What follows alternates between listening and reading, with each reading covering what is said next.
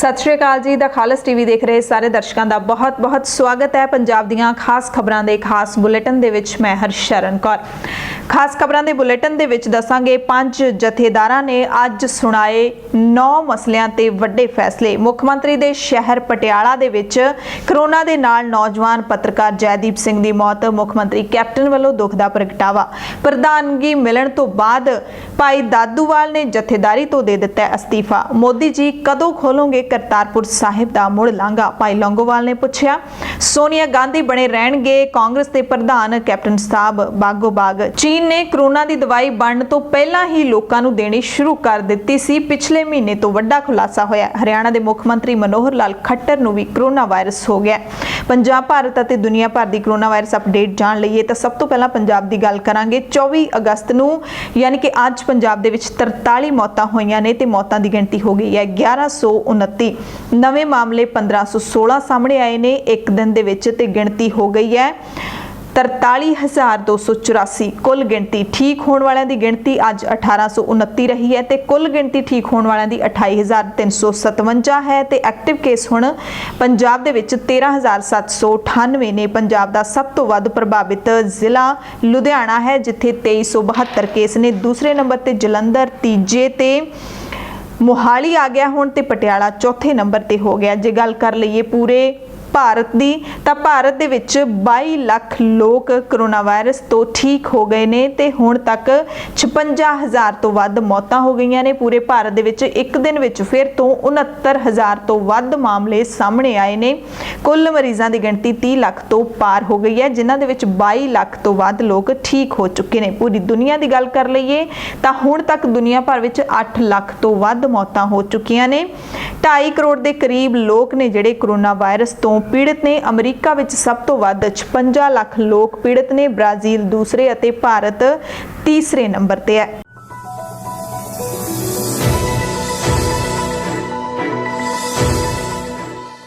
पंजाब दी खास खबरां दे विच सब तो पहला तुहानूं लैके चलांगे गुरु की नगरी अमृतसर, जिथे पंजाब दीयां वड्डियां खबरां आईयां ने 24 अगस्त दियां, क्योंकि श्री अकाल तख्त साहिब सकत्रेत विखे पंज सिंह साहिबाना की बैठक हुई ते 9 वड्डे फैसले लए गए ने। सब तो पहला मसला सी गंभीर मसला 267 पावन सरूपां दे गायब होण दा। श्री अकाल तख्त साहिब तो खुलासा होया है जथेदारां दी बैठक दे विच कि पब्लिकेशन ब्यूरो है जिहड़ा SGPC दा, जिथे श्री गुरु ग्रंथ साहिब जी दे पावन सरूपां दी छपाई हुंदी है, इक्को एक जगह है संसार दे विच, उथों 267 नहीं 328 सरूप गायब होए ने। कई अहम फैसले लैंदियां उन्हां ने ये जिहड़ा नतीजा है जांच कमेटी दी रिपोर्ट तो बाद जांच नतीजा जनतक कीता। इस मसले नूं लैके उन्हां ने कहा कि श्री गुरु ग्रंथ साहिब जी दे पावन सरूप स्टॉक लैजर दे विच ठीक ढंग नाल मेनटेन नहीं कीते गए। गायब होए 267 सरूपां नाल छेड़छाड़ कीती गई है। यह भी खुलासा होया है कि 267 नहीं 328 सरूप गायब होए ने। कुछ कर्मचारियों ते अधिकारियों की मिलीभुगत दे नाल पब्लिकेशन विभाग वालों जारी किए वेस्टिंग अंगां लई दिते वाधू अंगां तो अणअधिकारित तरीके नाल ये सरूप तैयार करवाए गए। जथेदार साहिब ने कहा कि यह बहुत वड्डी बेईमानी अते अणगहली है। इस ते फैसला दिंदियां आदेश करदियां जथेदार साहिब ने कहा कि SGPC इस पूरे मसले दे उत्ते एक हफ्ते दे अंदर अंदर मीटिंग बुलावे अते जिहड़ा रिपोर्ट पेश हुई है 100 पेजां दी रिपोर्ट है ते 1000 उहदे विच डिटेलिंग पेज ने। उस दे विच जिहड़े भी SGPC दे कर्मचारी अधिकारी दोषी पाए गए ने उन्हां नूं सख्त सजावां दित्तियां जाण ते एक हफ्ते दे अंदर अंदर है जिहड़ा मीटिंग बुलाई जावे। रिपोर्ट विच खास तौर ते भी दस्सिया गया कि 2016 दे विच श्री गुरु ग्रंथ साहिब जी दे पावन सरूप जिहड़े गुरुद्वारा रामसर साहिब अगन भेंट होए सी, उस समय श्रोमणी कमेटी अते उस वेले दे मुख सकत्तर ने कोई पश्चाताप नहीं किया। इसलिए समुची अंतरिंग कमेटी जिहड़ी उस वेले दी सी 2016 दी अते चीफ सकत्तर उस वेले चीफ सकत्तर हुंदे सी हरचरण सिंह, उन्हां नूं 18 सितंबर नूं सवेरे 10 बजे श्री अकाल तख्त साहिब विखे तलब किया गया इस मसले ते जवाब देण दे लई। दूसरा वड्डा मसला सी सिख प्रचारक भाई रणजीत सिंह ढड्डरियां वालियां दा। भाई रणजीत सिंह ढड्डरियां वालियां दे बारे भी सख्त आदेश श्री अकाल तख्त साहिब तो होया है। जथेदार साहिब ने देश विदेशों में बैठी समुची सिख संगत धार्मिक संस्थावां समेत गुरु घरां दे प्रबंधकां नूं आदेश जारी किया कि जिन्ना चिर ढड्डरियां वाले श्री अकाल तख्त साहिब विखे जाके माफ़ी नहीं मंगते उन्ना चिर ढड्डरियां वालियां दे किते भी समागम ना करवाए जाण, ना सुने जाण, ना ही ढड्डरियां वालियां दी वीडियो नूं अगे शेयर किया जावे। उन्होंने कहा कि कोई भी श्री अकाल तख्त साहिब दे नियमां ਨਿਯਮਾਂ ਦੀ ਉਲੰਘਣਾ ਕਰੇਗਾ ਤਾਂ ਉਸ ਦਾ ਖਮਿਆਜ਼ਾ ਉਸ ਨੂੰ ਭੁਗਤਣਾ ਪਵੇਗਾ। ਇਹ ਵੀ ਚੇਤਾਵਨੀ ਦਿੱਤੀ ਕਿ ਜੇ ਢੱਡਰੀਆਂ ਵਾਲਾ ਹੁਣ ਵੀ ਬਾਜ਼ ਨਾ ਆਇਆ ਤਾਂ ਅਸੀਂ ਸਖਤ ਕਾਰਵਾਈ ਕਰਾਂਗੇ। ਇਸ ਦੇ ਨਾਲ ਯੂਕੇ ਤੋਂ ਭਾਈ ਹਰਿੰਦਰ ਸਿੰਘ ਨਿਰਵੈਰ ਖਾਲਸਾ ਜਥਾ ਵਾਲੇ ਉਹਨਾਂ ਦੇ ਖਿਲਾਫ ਵੀ ਸਖਤ ਫੈਸਲਾ ਲੈਂਦਿਆਂ ਉਹਨਾਂ ਨੇ ਦੇਸ਼ ਵਿਦੇਸ਼ ਦੀ ਸੰਗਤ ਨੂੰ ਆਦੇਸ਼ ਜਾਰੀ ਕੀਤਾ ਕਿ ਜਿੰਨਾ ਚਿਰ ਹਰਿੰਦਰ ਸਿੰਘ ਨਿਰਵੈਰ ਖਾਲਸਾ ਸ਼੍ਰੀ ਅਕਾਲ ਤਖਤ ਸਾਹਿਬ ਪਹੁੰਚ ਕੇ ਮਾਫੀ ਨਹੀਂ ਮੰਗਦਾ ਉਹਨਾਂ ਚਿਰ ਭਾਈ ਹਰਿੰਦਰ ਸਿੰਘ ਦੇ ਸਮਾਗਮ ਨਾ ਕਰਵਾਏ ਜਾਣ। ਦਰਅਸਲ ਇਹਨਾਂ ਦੋਨਾਂ ਪ੍ਰਚਾਰਕਾਂ ਦੇ ਉੱਤੇ ਇਲਜ਼ਾਮ ਹੈ ਕਿ ਸਿੱਖ ਇਤਿਹਾਸ ਦੇ ਜਿਹੜੇ ਵਿਵਾਦਿਤ ਮੁੱਦੇ ਨੇ ਉਹਨਾਂ ਨੂੰ ਛੇੜਦੇ ਨੇ, ਇਤਰਾਜ਼ਯੋਗ ਜਿਹੜੀ ਸ਼ਬਦਾਵਲੀ ਹੈ ਉਹ ਵਰਤਦੇ ਨੇ। ਖਾਸ ਤੌਰ ਤੇ ਭਾਈ ਰਣਜੀਤ ਸਿੰਘ ਢੱਡਰੀਆਂ ਵਾਲਿਆਂ ਦੇ ਬਾਰੇ ਜਿਹੜਾ ਖਾਸ ਮਸਲੇ ਨੇ ਉਹ ਹੈ ਜਿਹੜਾ ਗੁਰਪ੍ਰਤਾਪ ਸੂਰਜ ਗ੍ਰੰਥ ਹੈ ਭਾਈ ਸੰਤੋਖ ਸਿੰਘ ਨੇ ਉਹ ਲਿਖਿਆ ਹੋਇਆ ਗ੍ਰੰਥ ਹੈ। ਉਸ ਦੇ ਵਿੱਚ ਭਾਈ ਰਣਜੀਤ ਸਿੰਘ ਕਹਿੰਦੇ ਨੇ ਕਿ ਕਾਫੀ ਕੁਝ ਵਿਵਾਦਿਤ ਲਿਖਿਆ ਹੋਇਆ ਹੈ ਗੁਰੂ ਸਾਹਿਬਾਨਾਂ ਦੇ ਬਾਰੇ ਤੇ ਉਹ ਮਸਲਾ ਸੁਲਝਾਇਆ ਜਾਣਾ ਚਾਹੀਦਾ ਹੈ। ਖੈਰ ਇਹ ਹੁਣ ਸ਼੍ਰੀ ਅਕਾਲ ਤਖਤ ਸਾਹਿਬ ਤੋਂ ਵੀ ਜਿਹੜਾ ਭਾਈ ਰਣਜੀਤ ਸਿੰਘ ਢੱਡਰੀਆਂ ਵਾਲਿਆਂ ਦੇ ਬਾਰੇ ਇਹ ਆਦੇਸ਼ ਜਾਰੀ ਹੋਇਆ ਹੈ, ਪਰ ਜਿਹੜੇ ਮੁੱਦੇ ਨੇ ਵਿਵਾਦਿਤ ਉਹਨਾਂ ਦਾ ਕੋਈ ਹੱਲ ਨਹੀਂ ਨਿਕਲਿਆ। ਉਸ ਤੋਂ ਬਾਅਦ ਭਾਈ ਰਣਜੀਤ ਸਿੰਘ ਢੱਡਰੀਆਂ ਵਾਲੇ ਵੀ ਚੁੱਪ ਨਹੀਂ ਬੈਠੇ। ਪਹਿਲਾਂ ਹੀ ਇਹ ਜਿਹੜਾ ਅੰਦਾਜ਼ਾ ਲਾਇਆ ਜਾ ਰਿਹਾ ਸੀ ਕਿ ਸ਼੍ਰੀ ਅਕਾਲ ਤਖਤ ਸਾਹਿਬ ਦਾ ਕੋਈ ਆਦੇਸ਼ ਸ਼ਾਇਦ ਉਹ ਨਹੀਂ ਮੰਨਣਗੇ, ਕਿਉਂਕਿ ਜਿਹੜੀ ਜਾਂਚ ਕਮੇਟੀ ਦੀ ਰਿਪੋਰਟ ਮੁਕੰਮਲ ਹੋਈ ਹੈ ਜਿਸ ਤੋਂ ਬਾਅਦ ਸਿੰਘ ਸਾਹਿਬਾਨਾਂ ਨੇ ਫੈਸਲਾ ਸੁਣਾਇਆ। ਉਸ ਜਾਂਚ ਕਮੇਟੀ ਨੇ ਵੀ 3 ਵਾਰੀ ਮਿਲਣ ਦੀ ਗੱਲਬਾਤ ਕਰਨ ਦੀ ਵਿਚਾਰ ਕਰਨ ਦੀ ਪੇਸ਼ਕਸ਼ ਕੀਤੀ ਸੀ। ਭਾਈ ਰਣਜੀਤ ਸਿੰਘ ਨੇ ਕਿਹਾ ਸੀ ਕਿ ਮੈਂ ਨਹੀਂ ਹੋਵਾਂਗਾ ਤੇ ਹੁਣ ਵੀ ਜਥੇਦਾਰ ਸਾਹਿਬ ਦੇ ਇਸ ਆਦੇਸ਼ ਤੋਂ ਬਾਅਦ ਭਾਈ ਰਣਜੀਤ ਸਿੰਘ ਢੱਡਰੀਆਂ ਵਾਲੇ ਬੋਲੇ ਨੇ। ਉਹਨਾਂ ਨੇ ਕਿਹਾ ਹੈ ਸਭ ਤੋਂ ਪਹਿਲੀ ਗੱਲ ਕਿ ਮੇਰੇ ਸਮਾਗਮਾਂ ਦਾ ਬਾਈਕਾਟ ਕਰਨ ਦਾ ਤੁਸੀਂ ਆਦੇਸ਼ ਜਾਰੀ ਕਰ ਰਹੇ ਹੋ, ਮੈਂ ਤਾਂ 6 ਮਹੀਨੇ ਪਹਿਲਾਂ ਹੀ ਆਪਣੇ ਸਮਾਗਮ ਬੰਦ ਕਰ ਚੁੱਕੇ ਹਾਂ। ਦੂਸਰੀ ਗੱਲ ਮੇਰੀਆਂ ਵੀਡੀਓਜ਼ ਸ਼ੇਅਰ ਨਾ ਕੀਤੀਆਂ ਜਾਣ, ਉਸ ਮਸਲੇ ਤੇ ਵੀ ਕਿਹਾ ਹੈ ਭਾਈ ਰਣਜੀਤ ਸਿੰਘ ਨੇ ਜਥੇਦਾਰ ਸਾਹਿਬਾਨਾਂ ਨੂੰ ਕਿ ਤੁਸੀਂ ਮੇਰੀਆਂ ਵੀਡੀਓਜ਼ ਤਾਂ ਬੰਦ ਕਰਨ ਨੂੰ ਕਹਿ ਰਹੇ ਹੋ, ਸ਼ੇਅਰ ਨਾ ਕਰਨ ਨੂੰ ਕਹਿ ਰਹੇ ਹੋ, ਕਿਉਂਕਿ ਉਹਨਾਂ ਵੀਡੀਓਜ਼ ਦੇ ਵਿੱਚ ਮੈਂ ਸੱਚ ਬੋਲਦਾ। ਜਿਹੜੇ ਧਰਮ ਦੇ ਵਿਵਾਦਿਤ ਮੁੱਦੇ ਨੇ, ਜਿਹੜੇ ਤੁਹਾਡੇ ਗ੍ਰੰਥਾਂ ਦੇ ਵਿਵਾਦਿਤ ਮੁੱਦੇ ਨੇ, ਉਹਨਾਂ ਦੇ ਬਾਰੇ ਮੈਂ ਬੋਲਦਾ ਹਾਂ। ਇਸ ਕਰਕੇ ਤੁਸੀਂ ਮੇਰੇ ਵੀਡੀਓਜ਼ ਦੇ ਉੱਤੇ ਇਹ ਪਾਬੰਦੀ ਲਾਉਣ ਦਾ ਆਦੇਸ਼ ਜਾਰੀ ਕਰ ਰਹੇ ਹੋ। ਉਸ ਤੋਂ ਬਾਅਦ ਉਹਨਾਂ ਨੇ ਇਲਜ਼ਾਮ ਲਾਇਆ ਕਿ ਜਥੇਦਾਰ ਸਾਹਿਬ ਮੈਨੂੰ ਧਮਕੀ ਦੇ ਰਹੇ ਨੇ, ਸਿੱਧਾ ਧਮਕਾ ਰਹੇ ਨੇ ਕਿ ਜੇ ਤੁਹਾਡੇ ਵੱਲੋਂ ਕਰਵਾਏ ਸਮਾਗਮਾਂ ਦੇ ਵਿੱਚ ਕੋਈ ਵੀ ਊਚ ਨੀਚ ਹੁੰਦੀ ਹੈ ਤਾਂ ਉਸ ਦੇ ਲਈ ਤੁਸੀਂ ਖੁਦ ਜ਼ਿੰਮੇਵਾਰ ਹੋਵੋਗੇ, ਯਾਨੀ ਕਿ ਉਹ ਮੰਨਦੇ ਨੇ ਕਿ ਧਮਕੀ ਦਿੱਤੀ ਹੋਈ ਹੈ। ਉਸ ਤੋਂ ਬਾਅਦ ਉਹਨਾਂ ਨੇ ਕਿਹਾ ਕਿ ਮੇਰੇ ਖਿਲਾਫ ਤੁਸੀਂ ਦੋਸ਼ ਸਾਬਿਤ ਕਰ ਦਿਓ, ਮੇਰੇ ਸਾਹਮਣੇ ਬਹਿ ਜਾਓ, ਪਰ ਟੀਵੀ ਚੈਨਲ ਦੇ ਉੱਤੇ ਬੈਠੋ। ਜਥੇਦਾਰ ਸਾਹਿਬ ਨੂੰ ਕਹਿ ਰਹੇ ਨੇ ਕਿ ਜੇ ਤੁਸੀਂ ਦੋਸ਼ ਸਾਬਿਤ ਕਰ ਦਿਓ ਤਾਂ ਮੈਂ ਲੰਮਾ ਪੈ ਕੇ ਤੁਹਾਡੇ ਕੋਲ ਆਵਾਂਗਾ ਅਤੇ ਪੂਰੀ ਜ਼ਿੰਦਗੀ ਮੈਂ ਉੱਥੇ ਭਾਂਡੇ ਮਾਂਜਾਂਗਾ ਜੇ ਮੇਰਾ ਇੱਕ ਵੀ ਦੋਸ਼ ਸਾਬਿਤ ਕਰ ਦਿਓ। ਸੋ ਇਹ ਮਸਲਾ ਸੁਲਝਿਆ ਨਹੀਂ, ਹੋਰ ਉਲਝ ਗਿਆ ਜਾਪਦਾ ਹੈ। ਜਥੇਦਾਰ ਸਾਹਿਬ ਨੇ ਆਦੇਸ਼ ਕੀਤਾ ਹੈ, ਸ਼੍ਰੀ ਅਕਾਲ ਤਖਤ ਸਾਹਿਬ ਤੋਂ ਆਦੇਸ਼ ਜਿਹੜਾ ਜਾਰੀ ਹੁੰਦਾ ਹੈ ਬਹੁਤ ਵੱਡੀ ਗੱਲ ਹੁੰਦੀ ਹੈ। ਤੇ ਦੂਸਰੇ ਪਾਸੇ ਭਾਈ ਰਣਜੀਤ ਸਿੰਘ ਨੇ ਜਿਸ ਤਰੀਕੇ ਦੇ ਨਾਲ ਲਲਕਾਰਿਆ ਹੈ ਜਥੇਦਾਰਾਂ ਦੇ ਇਸ ਆਦੇਸ਼ ਨੂੰ, ਉਸ ਤੋਂ ਲੱਗਦਾ ਨਹੀਂ ਕਿ ਇਹ ਵਿਵਾਦ ਸੁਲਝਣ ਵਾਲਾ ਹੈ। ਜਥੇਦਾਰ ਸਾਹਿਬ ਨੇ ਚੇਤਾਵਨੀ ਜਿਹੜੀ ਦਿੱਤੀ ਹੈ ਕਿ ਨਹੀਂ ਅਸੀਂ ਸਖਤ ਕਾਰਵਾਈ ਕਰਾਂਗੇ ਜੇ ਤੁਸੀਂ ਬਾਜ਼ ਨਾ ਆਏ। ਸਖਤ ਕਾਰਵਾਈ ਅਕਾਲ ਤਖਤ ਸਾਹਿਬ ਤੋਂ ਜਾਂ ਤਨਖਾਹੀਆ ਕਰਾਰ ਦੇਣਾ ਜਾਂ ਫਿਰ ਪੰਥ ਚੋਂ ਛੇਕਣਾ। ਹੁਣ ਅੱਗੇ ਦੇਖਣਾ ਹੋਵੇਗਾ ਕਿ ਕੀ ਇਹੋ ਜਿਹਾ ਵੀ ਜਿਹੜਾ ਆ ਸਕਦਾ ਹੈ ਸਮਾਂ ਕਿ ਇਹੋ ਜਿਹੀ ਕਾਰਵਾਈ ਵੀ ਹੋ ਸਕਦੀ ਹੈ, ਕਿਉਂਕਿ ਭਾਈ ਰਣਜੀਤ ਸਿੰਘ ਜਿਹੜਾ ਕੋਈ ਗੱਲ ਮੰਨਣ ਨੂੰ ਉਹਨਾਂ ਦੀ ਤਿਆਰ ਨਹੀਂ ਹੈਗੀ। ਉਸ ਤੋਂ ਬਾਅਦ ਜਥੇਦਾਰ ਸਾਹਿਬਾਨ ਨੇ ਸੁੱਚਾ ਸਿੰਘ ਲੰਗਾ ਦੇ ਮਾਮਲੇ ਤੇ ਵੀ ਕਿਹਾ ਕਿ ਸੁੱਚਾ ਸਿੰਘ ਲੰਗਾ ਨੂੰ ਅਕਾਲ ਤਖਤ ਸਾਹਿਬ ਤੋਂ ਕੋਈ ਮਾਫੀ ਨਹੀਂ ਹੈ, ਸਿੱਖ ਸੰਗਤ ਮਿਲਵਰਤਨ ਨਾ ਰੱਖੇ। ਇੱਕ ਇਕਬਾਲ ਸਿੰਘ ਦੇ ਬਿਆਨ ਨੂੰ ਲੈ ਕੇ ਜਿਹੜਾ 5 ਅਗਸਤ ਨੂੰ ਉਹਨਾਂ ਨੇ ਅਯੁੱਧਿਆ 'ਚ ਰਾਮ ਮੰਦਿਰ ਦੇ ਨਿਰਮਾਣ ਵੇਲੇ ਦਿੱਤਾ ਸੀ, ਕਿਹਾ ਸੀ ਕਿ ਸਿੱਖ ਕੌਮ ਹੈ ਜਿਹੜਾ ਉਹ ਲਵ ਕੁਸ਼ ਦੀ ਵੰਸ਼ਜ ਹੈ। ਤਾਂ ਜਥੇਦਾਰ ਸਾਹਿਬ ਨੇ ਕਿਹਾ ਕਿ ਇਕਬਾਲ ਸਿੰਘ ਦੇ ਬਿਆਨ ਨਾਲ ਅਸੀਂ ਪੂਰੀ ਤਰ੍ਹਾਂ ਦੇ ਨਾਲ ਅਸਹਿਮਤ ਹਾਂ। ਸਿੱਖ ਕੌਮ ਹੈ ਜਿਹੜੀ ਉਹ ਨਿਆਰੀ ਸੀ, ਨਿਆਰੀ ਹੈ ਤੇ ਨਿਆਰੀ ਰਹੇਗੀ। ਸਾਨੂੰ ਕਿਸੇ ਦਾ ਸਰਟੀਫਿਕੇਟ ਲੈਣ ਦੀ ਲੋੜ ਨਹੀਂ ਹੈ। ਸਾਡੀ ਕੌਮ ਵੱਖਰੀ ਹੈ, ਅਸੀਂ ਵੱਖਰੇ ਹਾਂ, ਇਹ ਉਹਨਾਂ ਨੇ ਕਿਹਾ ਹੈ। ਇਸ ਦੇ ਨਾਲ ਹੀ ਜਿਹੜਾ ਕੈਨੇਡਾ ਦੇ ਵਿੱਚ ਸਰੀ ਦੇ ਵਿੱਚ ਰਿਪਦਮਨ ਸਿੰਘ ਮਲਿਕ ਦੇ ਸਤਨਾਮ ਟਰਸਟ ਦੇ ਵੱਲੋਂ ਸਰੂਪ ਛਾਪੇ ਜਾ ਰਹੇ ਨੇ ਬਿਨਾਂ ਮਨਜ਼ੂਰੀ ਤੋਂ, ਬਿਨਾਂ ਆਗਿਆ ਤੋਂ, ਉਸ ਤੇ ਇੱਕ ਫੈਸਲਾ ਕੀਤਾ ਗਿਆ, ਸਖਤ ਫੈਸਲਾ। ਉਹਨਾਂ ਨੇ ਕਿਹਾ ਹੈ ਕਿ ਕੈਨੇਡਾ ਨਿਵਾਸੀ ਰਿਪਦਮਨ ਸਿੰਘ ਮਲਿਕ ਤੇ ਬਲਵੰਤ ਸਿੰਘ ਪੰਧੇਰ ਇਸ ਸੰਬੰਧੀ 1 ਮਹੀਨੇ ਦੇ ਅੰਦਰ ਅੰਦਰ ਆਪਣਾ ਸਪਸ਼ਟੀਕਰਨ ਸ਼੍ਰੀ ਅਕਾਲ ਤਖਤ ਸਾਹਿਬ ਵਿਖੇ ਭੇਜਣ।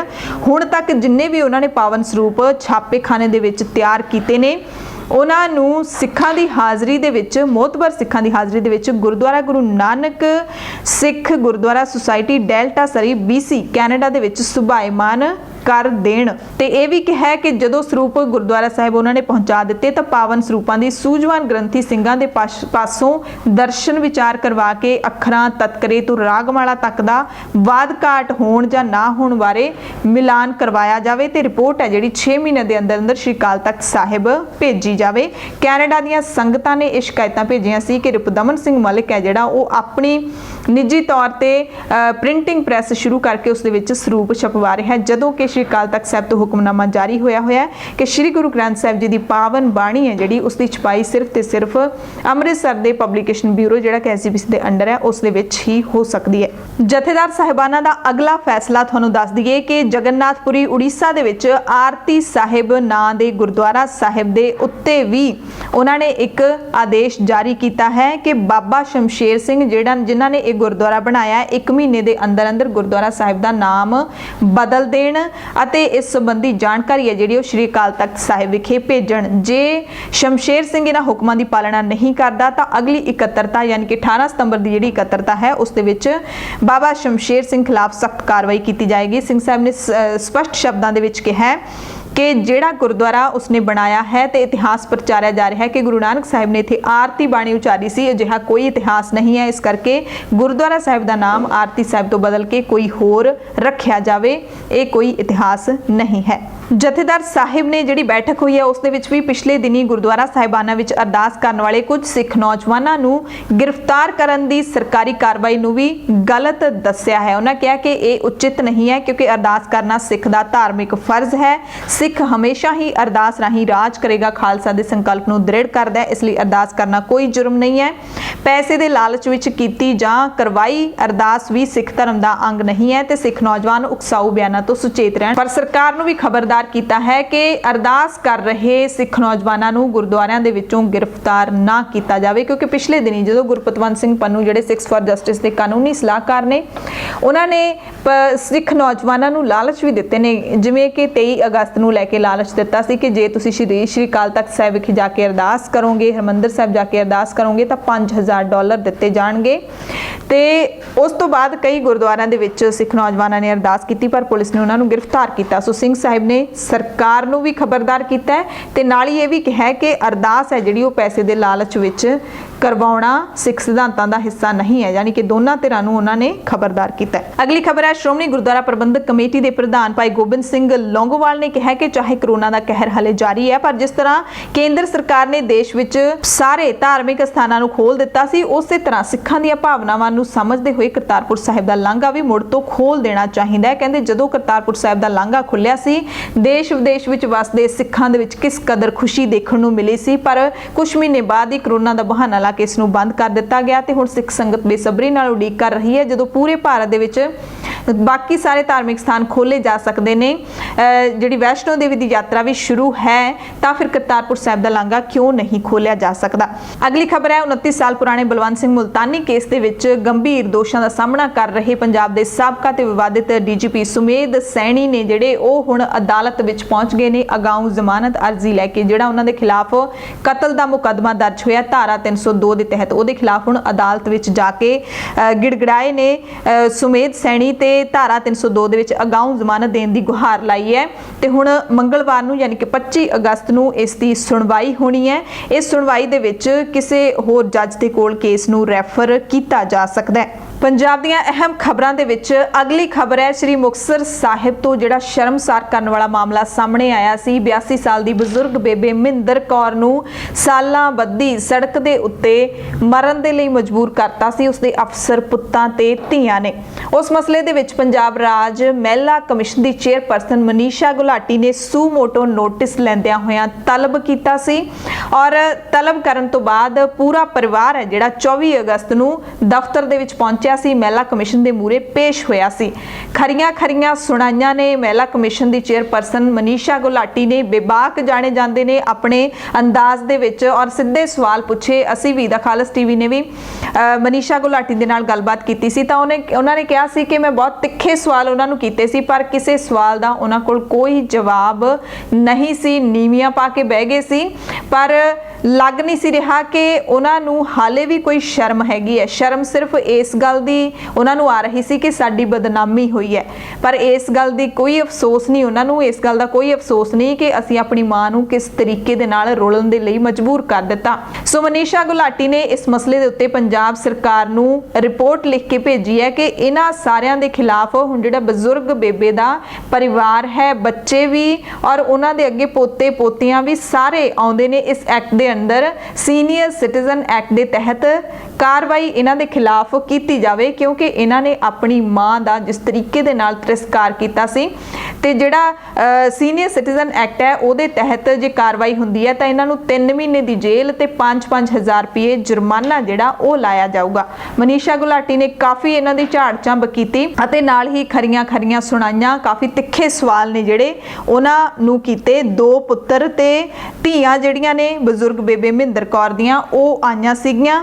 ਕਹਿੰਦੇ ਨੇ ਕਿ ਸ਼ਰਮਿੰਦਾ ਹੋਏ, ਗਲਤੀ ਮੰਨੀ ਪਰ ਕੋਈ ਅਹਿਸਾਸ ਨਹੀਂ ਸੀ। ਅਗਲੀ ਖਬਰ ਹੈ ਹਰਿਆਣਾ ਸਿੱਖ ਗੁਰਦੁਆਰਾ ਪ੍ਰਬੰਧਕ ਕਮੇਟੀ ਦੇ ਪ੍ਰਧਾਨ ਬਣਨ ਤੋਂ ਬਾਅਦ ਬਾਬਾ ਬਲਜੀਤ ਸਿੰਘ ਦਾਦੂਵਾਲ ਨੇ ਮੁਤਵਾਜ਼ੀ ਜਥੇਦਾਰ ਦੇ ਅਹੁਦੇ ਤੋਂ ਅਸਤੀਫਾ ਦੇ ਦਿੱਤਾ ਹੈ। 2015 ਦੇ ਵਿੱਚ ਸਰਬੱਤ ਖਾਲਸਾ ਦਾ ਇਕੱਠ ਹੋਇਆ ਸੀ, ਜਦੋਂ ਬਲਜੀਤ ਸਿੰਘ ਦਾਦੂਵਾਲ ਨੂੰ ਤਖਤ ਸ੍ਰੀ ਦਮਦਮਾ ਸਾਹਿਬ ਦੇ ਮੁਤਵਾਜ਼ੀ ਜਥੇਦਾਰ ਥਾਪਿਆ ਗਿਆ ਸੀ। ਪਰ ਹੁਣ ਜਦੋਂ ਪ੍ਰਧਾਨਗੀ ਮਿਲ ਗਈ ਹੈ ਤਾਂ ਬਲਜੀਤ ਸਿੰਘ ਦਾਦੂਵਾਲ ਨੇ ਜਥੇਦਾਰੀ ਛੱਡ ਦਿੱਤੀ ਹੈ। ਇਸ ਦਾ ਰੀਜ਼ਨ ਕੀ ਹੈ ਹਾਲੇ ਕੋਈ ਨਹੀਂ ਦੱਸਿਆ। ਹਾਲਾਂਕਿ ਤਖਤ ਸ੍ਰੀ ਦਮਦਮਾ ਸਾਹਿਬ ਦੇ ਜਿਹੜੇ SGPC ਵੱਲੋਂ ਥਾਪੇ ਜਥੇਦਾਰ ਨੇ ਉਹ ਗਿਆਨੀ ਹਰਪ੍ਰੀਤ ਸਿੰਘ ਹੀ ਨੇ, ਜਿਨ੍ਹਾਂ ਦੇ ਕੋਲ ਸ਼੍ਰੀ ਅਕਾਲ ਤਖਤ ਸਾਹਿਬ ਦਾ ਕਾਰਜਭਾਰ ਵੀ ਹੈ। ਉੱਥੋਂ ਦੀ ਵੀ ਕਾਰਜਕਾਰੀ ਜਥੇਦਾਰੀ ਉਹ ਸੰਭਾਲਦੇ ਨੇ। ਪਰ ਹੁਣ ਸ਼੍ਰੀ ਦਮਦਮਾ ਸਾਹਿਬ ਦੇ ਇੱਕੋ ਹੀ ਜਥੇਦਾਰ ਰਹਿ ਗਏ ਨੇ, ਗਿਆਨੀ ਹਰਪ੍ਰੀਤ ਸਿੰਘ। ਪਹਿਲਾਂ 2 ਹੁੰਦੇ ਸੀ, ਇੱਕ ਮੁਤਵਾਜ਼ੀ, ਇੱਕ SGPC ਵਾਲੇ। ਪੰਜਾਬ ਦੇ ਵਿੱਚ ਜਦੋਂ ਤੋਂ ਨਵਾਂ ਲਾਕਡਾਊਨ ਲਾਗੂ ਕੀਤਾ ਗਿਆ ਹੈ, ਸੈਟਰਡੇ ਸੰਡੇ ਦਾ ਲਾਕਡਾਊਨ ਹੈ, ਜਿਹਨੂੰ ਵੀਕਐਂਡ ਲਾਕਡਾਊਨ ਦਾ ਨਾਮ ਦਿੱਤਾ ਗਿਆ, ਤੇ ਰਾਤ ਨੂੰ 7 ਵਜੇ ਤੋਂ ਲੈ ਕੇ ਕਰਫਿਊ ਸ਼ੁਰੂ ਹੋ ਜਾਂਦਾ ਹੈ। 6:30 ਵਜੇ ਦੁਕਾਨਾਂ ਬੰਦ ਹੋ ਜਾਂਦੀਆਂ ਨੇ। ਜ਼ਰੂਰੀ ਸਮਾਨ ਦੀਆਂ ਦੁਕਾਨਾਂ ਨੂੰ ਛੱਡ ਕੇ ਬਾਕੀ ਸਾਰੀਆਂ ਦੁਕਾਨਾਂ ਔਡ ਈਵਨ ਤਰੀਕੇ ਦੇ ਨਾਲ ਖੋਲਣ ਦਾ ਐਲਾਨ ਪੰਜਾਬ ਸਰਕਾਰ ਦੇ ਵੱਲੋਂ ਕੀਤਾ ਗਿਆ। ਪਰ ਪੰਜਾਬ ਦੇ ਵਿੱਚ ਜ਼ਿਆਦਾਤਰ ਦੁਕਾਨਦਾਰਾਂ ਨੂੰ ਇਹ ਮਨਜ਼ੂਰ ਨਹੀਂ ਹੈ। ਉਹ ਕਹਿੰਦੇ ਕਿ ਸਾਨੂੰ ਸਰਕਾਰ ਘਰੇ ਤਾਂ ਬਿਠਾ ਰਹੀ ਹੈ, ਅੱਧੇ ਦਿਨ ਸਾਨੂੰ ਘਰੇ ਬਿਠਾ ਰਹੀ ਹੈ, ਪਰ ਸਾਨੂੰ ਦੇ ਕੁਛ ਨਹੀਂ ਰਹੀ ਹੈਗੀ। ਇੱਕ ਦਿਨ ਖੋਲਣਾ, ਇੱਕ ਦਿਨ ਬੰਦ ਕਰਨਾ, ਸਾਡੇ ਤੇ ਆਰਥਿਕ ਮੰਦੀ ਹੋਰ ਵੀ ਛਾ ਜਾਣੀ ਹੈ। ਵੈਸੇ ਵੀ ਸਾਡਾ ਜਿਹੜਾ ਇੱਕ ਦਿਨ ਤਾਂ ਉਦਾਂ ਹੀ ਘਟ ਗਿਆ ਕਿ ਰਾਤ ਨੂੰ ਜਦੋਂ 6:30 ਵਜੇ ਦੁਕਾਨਾਂ ਬੰਦ ਹੋ ਜਾਣਗੀਆਂ ਤਾਂ ਅੱਧਾ ਦਿਨ ਤਾਂ ਵੈਸੇ ਹੀ ਸਾਡਾ ਕੱਟਿਆ ਜਾਂਦਾ। ਸੋ ਪੂਰੇ 5 ਹਫ਼ਤਿਆਂ ਦਾ ਜਿਹੜਾ ਇਹ ਇੱਕ ਦਿਨ ਬਣਦਾ ਹੈ, ਯਾਨੀ ਕਿ ਸਾਨੂੰ ਸਿਰਫ 4 ਦਿਨ ਮਿਲਦੇ ਨੇ ਦੁਕਾਨਾਂ ਖੋਲਣ ਨੂੰ। ਤੇ ਪੰਜਾਬ ਸਰਕਾਰ ਦੇ ਇਸ ਐਲਾਨ ਦੇ ਉੱਤੇ ਹੋਰ ਵੀ ਸਵਾਲ ਖੜੇ ਹੋ ਰਹੇ ਨੇ, ਕਿਉਂਕਿ ਜ਼ਰੂਰੀ ਵਸਤਾਂ ਵਾਲੀਆਂ ਦੁਕਾਨਾਂ ਜਿਹੜੀਆਂ ਉਹ ਸਿਰਫ ਖੁੱਲ ਸਕਦੀਆਂ ਨੇ ਲਾਕਡਾਊਨ ਦੇ ਵਿੱਚ, ਪਰ ਸ਼ਰਾਬ ਦੇ ਠੇਕੇ ਵੀ ਖੁੱਲੇ। ਪਟਿਆਲਾ ਜ਼ਿਲ੍ਹੇ ਦੀ ਜੇ ਗੱਲ ਕਰ ਲਈਏ, ਮੁੱਖ ਮੰਤਰੀ ਸਾਹਿਬ ਦਾ ਸ਼ਹਿਰ ਪਟਿਆਲਾ ਹੈ, ਉੱਥੇ ਸ਼ਰਾਬ ਦੇ ਠੇਕੇ ਵੀ ਖੁੱਲੇ, ਜਿਹਨੇ ਕਈ ਸਵਾਲ ਖੜੇ ਕਰ ਦਿੱਤੇ। ਚਿੰਤਕ ਕਹਿੰਦੇ ਨੇ ਕਿ ਪੰਜਾਬ ਸਰਕਾਰ 5 ਆਬਾਂ ਦੀ ਧਰਤੀ, ਯਾਨੀ ਕਿ 5 ਦਰਿਆਵਾਂ ਦੀ ਧਰਤੀ ਜਿਹਨੂੰ ਕਿਹਾ ਜਾਂਦਾ ਸੀ, ਉਸ ਦੇ ਵਿੱਚ ਸ਼ਰਾਬ ਦੇ ਠੇਕੇ ਵੀ ਜ਼ਰੂਰੀ ਵਸਤਾਂ ਦੇ ਵਿੱਚ ਹੁਣ ਸਰਕਾਰ ਨੇ ਸ਼ਾਮਿਲ ਕਰ ਲਏ ਨੇ। ਤੇ ਪੰਜਾਬ ਸਰਕਾਰ ਦੀ ਜਿਹੜੀ ਨੀਅਤ ਹੈ ਉਹ ਸਾਫ਼ ਨਹੀਂ ਹੈਗੀ। ਵੈਸੇ ਵੀ ਜਿਹੜੀਆਂ ਦੁਕਾਨਾਂ ਨੇ ਉਹ ਤਾਂ 6:30 ਵਜੇ ਬੰਦ ਕਰਨ ਦਾ ਐਲਾਨ ਹੈ, ਔਰ ਜਿਹੜੇ ਠੇਕੇ ਨੇ ਉਹ 8:30 ਵਜੇ ਤੱਕ ਖੁੱਲੇ ਰਹਿ ਸਕਦੇ ਨੇ। ਤੇ ਜੇ ਅਸੀਂ ਗਰਾਊਂਡ ਲੈਵਲ ਤੇ ਜਾ ਕੇ ਦੇਖੀਏ ਤਾਂ ਚੋਰ ਮੋਰੀਓ ਇਹ ਖੁੱਲੇ ਹੀ ਰਹਿੰਦੇ ਨੇ, ਰਾਤ ਨੂੰ ਜਿੰਨੇ ਵਜੇ ਤੱਕ ਖੋਲਣਾ ਚਾਹਣ ਉਨੇ ਵਜੇ ਤੱਕ ਖੁੱਲੇ ਰੱਖਦੇ ਨੇ। ਕਿਉਂਕਿ ਬਾਕੀ ਦੁਕਾਨਦਾਰ ਵੀ ਜਿਹੜੀ ਗੱਲਬਾਤ ਕਰਦੇ ਨੇ ਉਹ ਵੀ ਕਹਿੰਦੇ ਨੇ ਕਿ ਕਿਉਂਕਿ ਜਿਹੜੇ ਠੇਕੇ ਨੇ ਸ਼ਰਾਬ ਦੇ ਉਹ ਹੈਗੇ ਨੇ ਲੀਡਰਾਂ ਦੇ, ਤੇ ਜਿਹੜੀਆਂ ਦੁਕਾਨਦਾਰਾਂ ਨੇ ਉਹ ਸਾਡੇ ਵਰਗੇ ਆਮ ਬੰਦਿਆਂ ਦੀਆਂ ਨੇ। ਸੋ ਇੱਥੇ ਤਾਂ ਸਖਤੀ ਪੂਰੀ ਦਿਖਾਉਂਦੀ ਹੈ ਸਰਕਾਰ ਤੇ ਪੁਲਿਸ, ਪਰ ਠੇਕਿਆਂ ਦੇ ਉੱਤੇ ਕੋਈ ਸਖਤੀ ਨਹੀਂ ਹੈਗੀ। ਇਹ ਵੀ ਜ਼ਰੂਰੀ ਵਸਤਾਂ ਦੇ ਵਿੱਚ ਜੇ ਸ਼ਾਮਿਲ ਨੇ ਤਾਂ ਸ਼ਰਮ ਵਾਲੀ ਗੱਲ ਹੈ। ਕਰੋਨਾ ਵਾਇਰਸ ਦੇ ਨਾਲ ਜੁੜੀਆਂ ਖਬਰਾਂ ਨੇ। ਕੁਝ ਪਟਿਆਲਾ ਦੇ ਵਿੱਚ ਨੌਜਵਾਨ ਪੱਤਰਕਾਰ ਜੈਦੀਪ ਸਿੰਘ, ਸਿਰਫ 27 ਸਾਲ ਦੀ ਉਮਰ ਸੀ, ਉਹਨਾਂ ਦੀ ਵੀ ਕਰੋਨਾ ਵਾਇਰਸ ਦੇ ਨਾਲ ਮੌਤ ਹੋ ਗਈ। ਪਹਿਲਾਂ ਦੈਨਿਕ ਭਾਸਕਰ ਤੇ ਹੁਣ ਦੈਨਿਕ ਸਵੇਰਾ ਗਰੁੱਪ ਦੇ ਨਾਲ ਫੋਟੋ ਜਰਨਲਿਸਟ ਦੇ ਵਜੋਂ ਕੰਮ ਕਰਦੇ ਸੀ ਜੈਦੀਪ। ਕੁਝ ਦਿਨ ਪਹਿਲਾਂ ਇਹਨਾਂ ਦੀ ਕਰੋਨਾ ਵਾਇਰਸ ਰਿਪੋਰਟ ਪੋਜ਼ਿਟਿਵ ਆਈ ਸੀ, ਜਿਸ ਤੋਂ ਬਾਅਦ ਪਟਿਆਲਾ ਦੇ ਸਰਕਾਰੀ ਰਜਿੰਦਰਾ ਹਸਪਤਾਲ ਦੇ ਵਿੱਚ ਇਲਾਜ ਚੱਲ ਰਿਹਾ ਸੀ। 20 ਅਗਸਤ ਤੋਂ ਜੈਦੀਪ ਵੈਂਟੀਲੇਟਰ ਤੇ ਸੀ। ਕਾਫੀ ਜਦੋਜਹਿਦ ਕੀਤੀ ਜ਼ਿੰਦਗੀ ਜਿਉਣ ਦੀ, ਪਰ ਇਹ ਜ਼ਿੰਦਗੀ ਦੀ ਜੰਗ ਹੈ ਜਿਹੜੀ ਮੌਤ ਦੇ ਮੂਹਰੇ ਹਾਰ ਗਏ। 23 ਅਗਸਤ ਦੀ ਰਾਤ ਨੂੰ ਦਮ ਤੋੜ ਗਿਆ ਜੈਦੀਪ। ਪੱਤਰਕਾਰ ਭਾਈਚਾਰੇ ਦੇ ਵਿੱਚ ਜੈਦੀਪ ਦੀ ਮੌਤ ਦੇ ਨਾਲ ਸੋਗ ਦੀ ਲਹਿਰ ਹੈ। ਅਸੀਂ ਵੀ ਜੈਦੀਪ ਸਿੰਘ ਦੀ ਮੌਤ ਤੇ ਅਫਸੋਸ ਦਾ ਪ੍ਰਗਟਾਵਾ ਕਰਦੇ ਹਾਂ ਤੇ ਬਾਕੀ ਸਾਰੇ ਜਿਹੜੇ ਫੀਲਡ ਦੇ ਵਿੱਚ ਕੰਮ ਕਰਦੇ ਪੱਤਰਕਾਰ ਸਾਥੀ ਨੇ ਉਹਨਾਂ ਦੀ ਸਿਹਤ ਦੇ ਲਈ ਵੀ, ਉਹਨਾਂ ਦੇ ਸਿਹਤਯਾਬੀ ਦੇ ਲਈ ਅਸੀਂ ਦੁਆਵਾਂ ਕਰਦੇ ਹਾਂ ਕਿ ਉਹ ਠੀਕ ਠਾਕ ਰਹਿਣ ਤੇ ਸਿਹਤਮੰਦ ਰਹਿਣ। ਤੇ ਜੇ ਪਟਿਆਲਾ ਦੇ ਰਜਿੰਦਰਾ ਹਸਪਤਾਲ ਦੇ ਵਿੱਚ ਸਿਹਤ ਪ੍ਰਬੰਧਾਂ ਦੀ ਗੱਲ ਕਰ ਲਈਏ ਤਾਂ ਨਿਤ ਦਿਨ ਨਵੇਂ ਜਿਹੜੇ ਖੁਲਾਸੇ ਹੁੰਦੇ ਰਹਿੰਦੇ ਨੇ, ਨਵੀਆਂ ਸ਼ਰਮਸਾਰ ਕਰਨ ਵਾਲੀਆਂ ਤਸਵੀਰਾਂ ਸਾਹਮਣੇ ਆਉਂਦੀਆਂ ਨੇ, ਪਰ ਨਾ ਸਿਹਤ ਵਿਭਾਗ ਸ਼ਰਮਸਾਰ ਹੁੰਦਾ, ਨਾ ਹੀ ਸਰਕਾਰ ਸ਼ਰਮਸਾਰ ਹੁੰਦੀ ਹੈ। ਪਟਿਆਲਾ ਦੇ ਵਿੱਚ ਹੀ ਮੁੱਖ ਮੰਤਰੀ ਕੈਪਟਨ ਅਮਰਿੰਦਰ ਸਿੰਘ ਹਾਲਾਂਕਿ ਰਹਿੰਦੇ ਉੱਥੇ ਨਹੀਂ ਹੈਗੇ, ਪਰ ਉੱਥੋਂ ਦੇ ਨੇ ਤੇ ਉੱਥੋਂ ਦੇ ਹੀ ਸੰਸਦ ਮੈਂਬਰ ਨੇ ਮਹਾਰਾਣੀ ਪਰਨੀਤ ਕੌਰ, ਪਰ ਫਿਰ ਵੀ ਰਜਿੰਦਰਾ ਹਸਪਤਾਲ ਦਾ ਇੰਨਾ ਬੁਰਾ ਹਾਲ ਹੈ, ਪਰ ਸ਼ਰਮ ਫਿਰ ਵੀ ਨਹੀਂ ਆਉਂਦੀ, ਨਾ ਸਿਹਤ ਵਿਭਾਗ ਨੂੰ ਨਾ ਹੀ ਸਰਕਾਰਾਂ ਨੂੰ। ਸਾਬਕਾ ਮੁੱਖ ਮੰਤਰੀ ਪ੍ਰਕਾਸ਼ ਸਿੰਘ ਬਾਦਲ ਦੀ ਪਿੰਡ ਬਾਦਲ ਸਥਿਤ ਜਿਹੜੀ ਨਿੱਜੀ ਰਿਹਾਇਸ਼ ਹੈ ਉਸ ਦੇ ਵਿੱਚ ਕਰੋਨਾ ਦਾ ਕਹਿਰ ਹੁਣ ਵੱਧਦਾ ਜਾ ਰਿਹਾ ਹੈ। ਰਿਹਾਇਸ਼ ਦੇ ਉੱਤੇ ਘੇਰਾ ਕੱਸ ਲਿਆ। CISF ਦੇ 8 ਹੋਰ ਮੁਲਾਜ਼ਮ ਜਿਹੜੇ ਸਿਕਿਉਰਿਟੀ ਦੇ ਵਿੱਚ ਲੱਗੇ ਹੋਏ ਨੇ ਉਹ ਵੀ ਪੋਜ਼ਿਟਿਵ ਆ ਗਏ ਨੇ। ਹੁਣ ਤੱਕ SP ਸਮੇਤ 15 ਮੁਲਾਜ਼ਮ ਨੇ ਜਿਹੜੇ ਉਹ ਪੋਜ਼ਿਟਿਵ ਨੇ। ਬਠਿੰਡਾ ਦੇ ਵਿੱਚ ਅਧਿਆਪਕ ਜਥੇਬੰਦੀਆਂ ਨੇ ਮੋਨਟੇਕ ਸਿੰਘ ਆਲੂਵਾਲੀਆ ਦਾ ਪੁਤਲਾ ਸਾੜਿਆ ਕਿ ਇਸ ਕਮੇਟੀ ਦੀਆਂ ਜਿਹੜੀਆਂ ਆਲੂਵਾਲੀ ਕਮੇਟੀ ਦੀਆਂ ਸਿਫਾਰਿਸ਼ਾਂ ਨੂੰ ਅਸੀਂ ਰੱਦ ਕਰਦੇ ਹਾਂ। ਮਿੰਨੀ ਸਕੱਤਰੇਤ ਦੇ ਮੂਹਰੇ ਰੋਸ ਪ੍ਰਦਰਸ਼ਨ ਉਹਨਾਂ ਨੇ ਕਿਹਾ ਤੇ ਕਮੇਟੀ ਦੀਆਂ ਸਿਫਾਰਿਸ਼ਾਂ ਦੀ ਆਲੋਚਨਾ ਕਰਦਿਆਂ ਇਸ ਨੂੰ ਲੋਕ ਮਾਰੂ ਦੱਸਿਆ। ਕਿਹਾ ਕਿ ਰਿਪੋਰਟ ਹੈ ਜਿਹੜੀ ਕਿਸਾਨਾਂ, ਮੁਲਾਜ਼ਮਾਂ, ਨੌਜਵਾਨਾਂ ਸਮੇਤ ਹਰ ਕਿਰਤੀ ਵਰਗ ਦੇ ਵਿਰੁੱਧ ਭੁਗਤਦੀ ਹੈ ਤੇ ਇਸ ਨੂੰ ਰੱਦ ਕੀਤਾ ਜਾਵੇ। ਪਟਿਆਲਾ ਦੇ ਵਿੱਚ ਵੀ ਨੈਸ਼ਨਲ ਸਿਹਤ ਮਿਸ਼ਨ ਦੇ ਅਧੀਨ ਸਿਹਤ ਵਿਭਾਗ ਵਿੱਚ ਵੱਖ-ਵੱਖ ਅਹੁਦਿਆਂ ਤੇ ਤੈਨਾਤ ਹਜ਼ਾਰਾਂ ਮੁਲਾਜ਼ਮ ਕਈ ਸਾਲਾਂ ਤੋਂ ਨਿਗੂਣੀਆਂ ਤਨਖਾਹਾਂ ਦੇ ਨਾਲ ਕੰਮ ਕਰਦੇ ਨੇ। ਜਦੋਂ ਅਸੀਂ ਸੁਣਦੇ ਹਾਂ ਕਿ ਉਹਨਾਂ ਦੀਆਂ ਤਨਖਾਹਾਂ ਸਿਰਫ 7,000, ਸਿਰਫ 9,000, 10,000 ਜਾਂ 12,000 ਨੇ ਤੇ ਕੰਮ ਉਹਨਾਂ ਤੋਂ ਫਰੰਟ ਲਾਈਨ ਤੇ ਲਿਆ ਜਾ ਰਿਹਾ ਹੈ। ਉਹਨਾਂ ਨੂੰ ਕਰੋਨਾ ਦੇ ਯੋਧੇ ਨੇ ਜਿਹੜੇ ਸ਼ਬਦਾਂ ਦੇ ਰਾਹੀਂ ਤਾਂ ਕਿਹਾ ਜਾ ਰਿਹਾ, ਪਰ ਉਹਨਾਂ ਦੇ ਹੱਥ ਤੇ ਕੁਝ ਨਹੀਂ ਰੱਖਿਆ ਜਾ ਰਿਹਾ, ਨਾ ਉਹਨਾਂ ਨੂੰ ਕੋਈ ਭੱਤਾ ਦਿੱਤਾ ਜਾ ਰਿਹਾ, ਨਾ ਉਹਨਾਂ ਦੀ ਕੋਈ ਸਿਹਤ ਸਿਕਿਉਰਿਟੀ, ਨਾ ਉਹਨਾਂ ਨੂੰ ਕੋਈ TADA ਦਿੱਤਾ ਜਾਂਦਾ ਹੈ। ਕੰਮ ਸਾਰਾ ਦਿਨ ਕਰਵਾਇਆ ਜਾਂਦਾ ਤੇ ਉਹਨਾਂ ਨੇ ਇੱਕ ਵੱਖਰੇ ਤਰੀਕੇ ਦੇ ਨਾਲ ਹੁਣ ਆਪਦਾ ਜਿਹੜਾ ਰੋਸ ਪ੍ਰਗਟਾਉਣਾ ਸ਼ੁਰੂ ਕਰ ਦਿੱਤਾ। ਮਰੀਜ਼ਾਂ ਦਾ ਇਲਾਜ ਉਹ ਕਰ ਰਹੇ ਨੇ, ਮਰੀਜ਼ਾਂ ਦੇ ਲਈ ਉਹ ਦਿਨ ਰਾਤ ਬਹਿੰਦੇ ਨੇ, ਪਰ ਜਿੱਥੇ ਬਹਿ ਕੇ ਉਹ ਕੰਮ ਕਰਦੇ ਨੇ ਉੱਥੇ ਉਹਨਾਂ ਨੇ ਜਿਹੜੇ ਪੋਸਟਰ ਚਿਪਕਾ ਦਿੱਤੇ ਨੇ ਕਿ ਸਾਡੀਆਂ ਨੌਕਰੀਆਂ ਪੱਕੀਆਂ ਕਰੋ। ਇਸ ਤਰੀਕੇ ਦਾ ਰੋਸ ਹੈ ਜਿਹੜਾ ਉਹ ਲਿਖ ਰਹੇ ਨੇ। PPE ਕਿੱਟਾਂ ਤੇ ਵੀ ਆਪਣੀਆਂ ਸੇਵਾਵਾਂ ਰੈਗੂਲਰ ਕਰਨ ਦੇ ਨਾਅਰੇ ਲਿਖੇ ਹੋਏ ਨੇ, ਮੇਜ਼ਾਂ ਦੇ ਉੱਤੇ ਵੀ ਸੇਵਾਵਾਂ ਰੈਗੂਲਰ ਕਰਨ ਦੇ ਨਾਅਰੇ ਲਿਖੇ ਹੋਏ ਨੇ। ਦੇਖਦੇ ਹਾਂ ਸਰਕਾਰ ਜਾਗਦੀ ਹੈ ਜਾਂ ਫਿਰ ਨਹੀਂ ਜਾਗਦੀ। ਪੰਜਾਬ ਦੀਆਂ ਖਬਰਾਂ 'ਚ ਜਾਂਦੇ ਜਾਂਦੇ ਤੁਹਾਨੂੰ ਦੱਸ ਦਈਏ ਕਿ 6 ਫਾਰ ਜਸਟਿਸ ਦੇ ਕਾਨੂੰਨੀ ਸਲਾਹਕਾਰ ਗੁਰਪਤਵੰਤ ਸਿੰਘ ਪੰਨੂ ਦੇ ਉੱਤੇ ਇੱਕ ਸਿੱਖ ਵਿਅਕਤੀ ਨੇ ਇਲਜ਼ਾਮ ਲਾਏ ਨੇ, ਵੱਡੇ ਇਲਜ਼ਾਮ ਲਾਏ ਨੇ ਇੱਕ ਦਲਿਤ ਨੌਜਵਾਨ ਨੇ ਕਿ ਗੁਰਪਤਵੰਤ ਸਿੰਘ ਪੰਨੂ ਨੇ ਉਹਨਾਂ ਦੇ ਨਾਲ $15,000 ਦੀ ਠੱਗੀ ਮਾਰੀ ਹੈ। ਸੋਸ਼ਲ ਮੀਡੀਆ ਤੇ ਉਹਨਾਂ ਨੇ ਵੀਡੀਓ ਪਾਈ ਹੈ। ਕੈਲੀਫੋਰਨੀਆ ਦੇ ਰਹਿਣ ਵਾਲੇ ਸੁਰਜੀਤ ਸਿੰਘ ਨੇ ਕਿਹਾ ਕਿ ਇੱਕ ਏਜੰਟ ਦੇ ਰਾਹੀਂ ਅਮਰੀਕਾ ਆਏ ਪੰਜਾਬ ਦੇ ਇੱਕ ਨੌਜਵਾਨ ਨੂੰ, ਦਲਿਤ ਨੌਜਵਾਨ ਨੂੰ ਜੇਲ੍ਹ ਹੋ ਗਈ ਸੀ। ਉਸ ਦਾ ਕੇਸ ਲੜਨ ਦੇ ਲਈ ਉਹਨਾਂ ਨੇ ਗੁਰਪਤਵੰਤ ਸਿੰਘ ਪੰਨੂ ਦੇ ਨਾਲ ਸੰਪਰਕ ਕੀਤਾ ਤੇ ਪੰਨੂ ਨੇ $15,000 ਨੇ ਜਿਹੜੇ ਲੈ ਲਏ, ਪਰ ਕੇਸ ਹੈ ਜਿਹੜਾ ਉਹ ਨਹੀਂ ਲੜਿਆ ਤੇ ਨਾ ਹੀ ਪੈਸੇ ਵਾਪਸ ਕੀਤੇ ਨੇ। ਪਰ ਇਸ ਦੇ ਵਿੱਚ ਸੱਚਾਈ ਕੀ ਹੈ ਇਸ ਬਾਰੇ ਦਾ ਖਾਲਸ TV ਕੋਈ ਦਾਅਵਾ ਨਹੀਂ ਕਰਦਾ।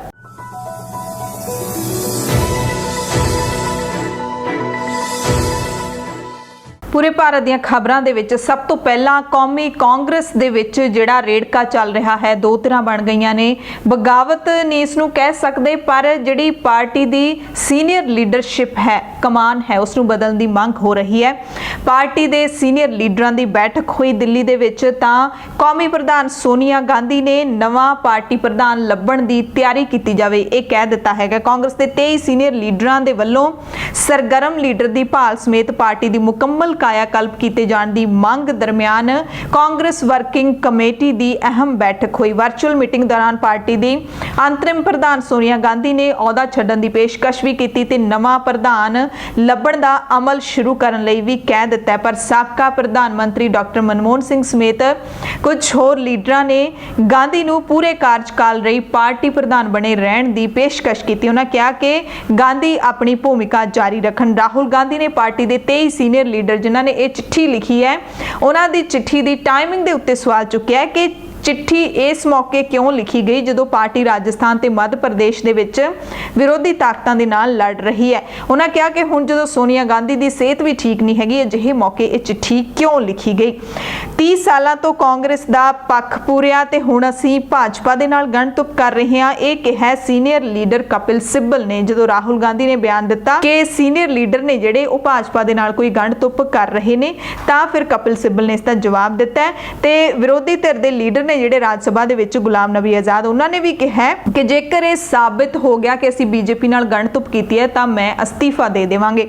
ਉਧਰ ਜਦੋਂ ਪਾਰਟੀ ਦੀ ਬੈਠਕ ਹੋ ਰਹੀ ਸੀ ਤਾਂ ਪਾਰਟੀ ਹੈੱਡਕੁਆਟਰ ਦੇ ਬਾਹਰ ਕਾਫੀ ਵਰਕਰ ਵੀ ਇਕੱਠੇ ਹੋ ਗਏ ਸੀ। ਪਾਰਟੀ ਵਰਕਰਾਂ ਨੇ ਗਾਂਧੀ ਪਰਿਵਾਰ ਦੇ ਹੱਕ ਦੇ ਵਿੱਚ ਨਾਅਰੇਬਾਜ਼ੀ ਕੀਤੀ, ਕਿਹਾ ਕਿ ਉਹ ਗਾਂਧੀ ਪਰਿਵਾਰ ਤੋਂ ਛੁੱਟ ਕਿਸੇ ਹੋਰ ਦੀ ਅਗਵਾਈ ਸਵੀਕਾਰ ਨਹੀਂ ਕਰਨਗੇ।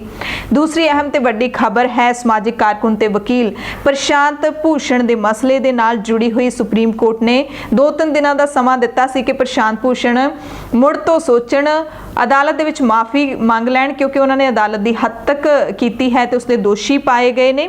ਤਾਂ ਪ੍ਰਸ਼ਾਂਤ ਭੂਸ਼ਣ ਨੇ ਆਪਣੇ 2 ਟਵੀਟਾਂ ਦੇ ਲਈ ਸੁਪਰੀਮ ਕੋਰਟ ਵਿੱਚ ਚੱਲ ਰਹੇ ਹੱਦ ਤੱਕ ਮਾਮਲੇ ਵਿੱਚ ਮਾਫੀ ਮੰਗਣ ਤੋਂ ਨਾ ਕਰ ਦਿੱਤੀ ਹੈ।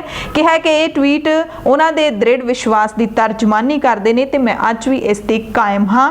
ਬਿਨਾਂ ਸ਼ਰਤ ਮਾਫੀ ਮੰਗਣ ਤੋਂ ਇਨਕਾਰ ਕਰ ਦਿੱਤਾ ਹੈ ਅਦਾਲਤ ਦੀ ਮਾਣਹਾਨੀ ਦੇ ਮਾਮਲੇ ਦੇ ਵਿੱਚ। ਉਹ ਕਹਿੰਦੇ ਨੇ ਕਿ ਇਸ ਵਕਤ ਤਾਂ ਲੋਕ ਅਦਾਲਤਾਂ ਤੋਂ ਉਮੀਦ ਕਰ ਰਹੇ ਨੇ ਕਿ ਅਦਾਲਤਾਂ ਕਾਨੂੰਨ ਤੇ ਸੰਵਿਧਾਨ ਦੀ ਰਾਖੀ ਕਰਨਗੀਆਂ। ਅਜਿਹੇ ਸਮੇਂ ਦੇ ਵਿੱਚ ਜੇ ਮੈਂ ਮਾਫੀ ਮੰਗ ਲਵਾਂਗਾ ਤਾਂ ਇਹ ਬਹੁਤ ਵੱਡੀ ਹੱਦ ਤੱਕ ਹੋਵੇਗੀ। ਮੈਂ ਸਾਫ਼ ਨੀਅਤ ਦੇ ਨਾਲ ਬਿਨਾਂ ਸੁਪਰੀਮ ਕੋਰਟ ਜਾਂ ਕਿਸੇ ਜੱਜ ਦੀ ਬੇਅਦਬੀ ਕਰਦੇ ਹੋਏ ਆਪਣੀ ਸੋਚ ਨੂੰ ਪ੍ਰਗਟ ਕੀਤਾ ਸੀ ਤਾਂ ਜੋ ਇੱਕ ਉਸਾਰੂ ਆਲੋਚਨਾ ਕੀਤੀ ਜਾ ਸਕੇ।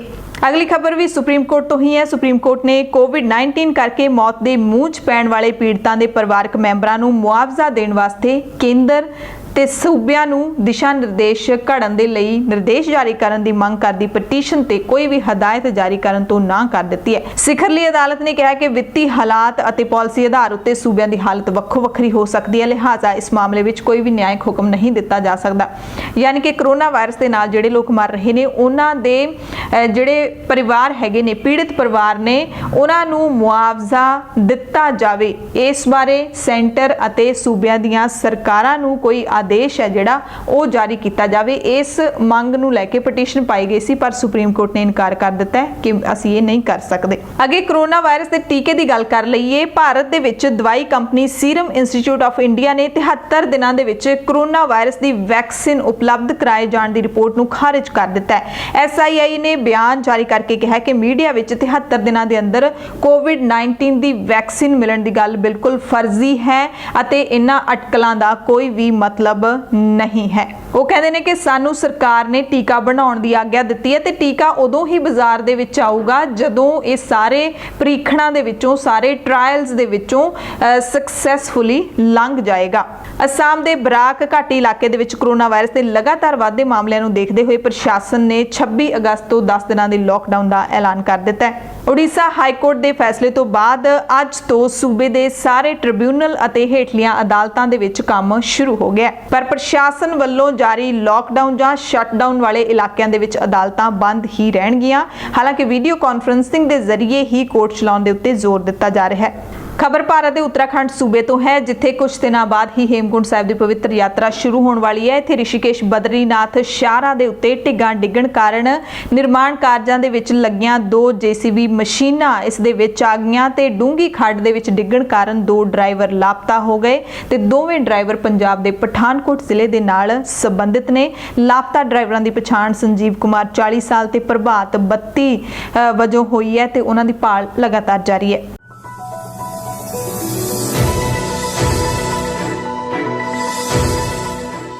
ਦੁਨੀਆ ਭਰ ਦੀਆਂ ਖਬਰਾਂ ਦੇ ਵਿੱਚ ਸਭ ਤੋਂ ਪਹਿਲੀ ਖਬਰ ਸਿੱਖ ਰਾਜ ਦੇ ਆਖਰੀ ਮਹਾਰਾਜਾ ਦਲੀਪ ਸਿੰਘ ਦੇ ਨਾਲ ਜੁੜੀ ਹੋਈ ਹੈ, ਜਿਹੜੀ ਕਿ ਲੰਡਨ ਤੋਂ ਆਈ ਹੈ।